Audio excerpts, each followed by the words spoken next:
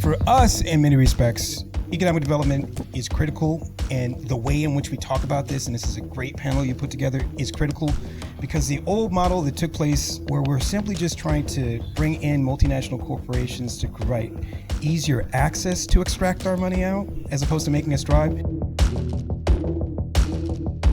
For many years, people have been hired that are not necessarily from these communities. We haven't developed a pipeline to enter these kind of career pathways and get into positions of leadership so that we can only, once again, transform ourselves and our thinking of how we see the world, but also how we see our own communities.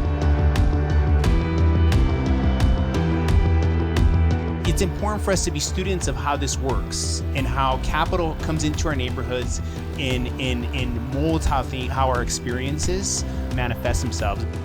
I think it's understanding and how can we figure out how to transform the capital that we do have. I mean, we have a ton of cultural capital, absolute ton of cultural capital that people outside of our communities leverage and take and leech.